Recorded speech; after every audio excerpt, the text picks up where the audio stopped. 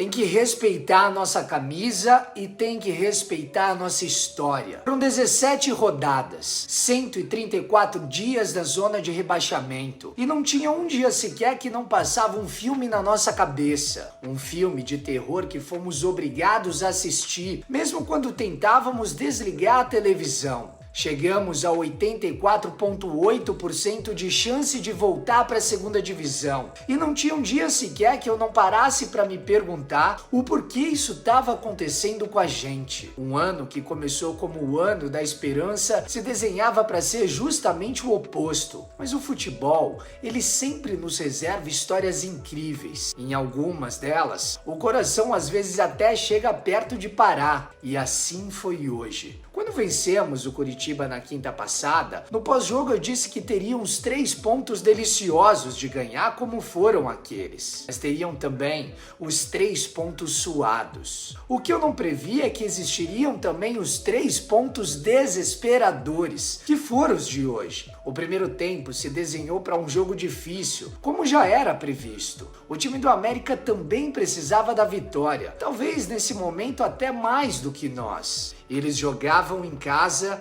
e foram para cima em busca do gol. Foram em busca.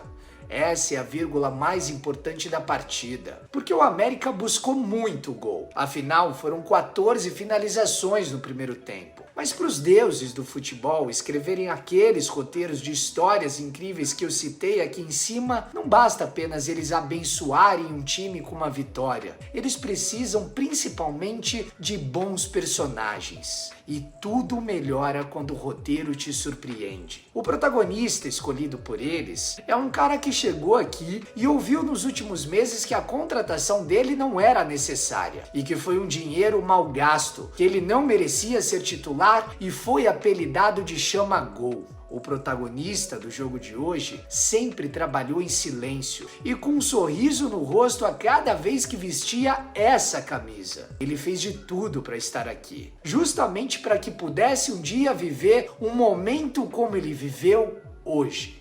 Mas para um bom roteiro fluir também, é necessário bons coadjuvantes. Os caras de lá de cima até cogitaram dar a vitória de hoje para o Vasco através da cabeça de Verratti, mas eles sabiam que o roteiro seria previsível demais se fosse dessa forma. Eles se entreolharam e pensaram: vamos botar essa bola na trave. E quando todo mundo achar que já não dá mais, esse será o momento de renascer. Renascer aquele que andava apagado nos últimos meses. O Jair, ele chegou aqui como a maior contratação desse time e amargou o banco durante os últimos meses. Amargou talvez não seja nem a palavra certa, porque ele jamais reclamou. Ele continuou trabalhando e contra o Bahia viveu um pesadelo. Mas ao invés de tomar qualquer outra atitude, Jair se manteve de pé e continuou firme. Ele entrou bem contra o Curitiba e mostrou que poderia ainda ser o jogador que todo mundo pediu aqui no início do ano. E hoje ele decidiu. O gol do Jair não foi por acaso.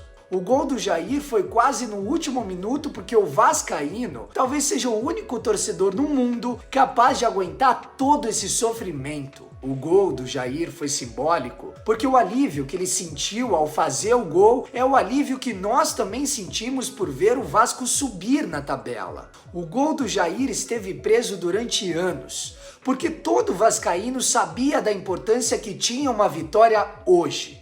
Todo vascaíno sentiu o coração parar por alguns minutos quando aquela bola morreu no fundo da rede. O gol do Jair tem o significado do coadjuvante que vira protagonista do filme chamado Recomeço. O recomeço para o jogador no clube, mas principalmente o recomeço para milhares de torcedores que tanto amam essa Cruz de Malta aqui, que estão espalhados pelos 4 cantos do mundo.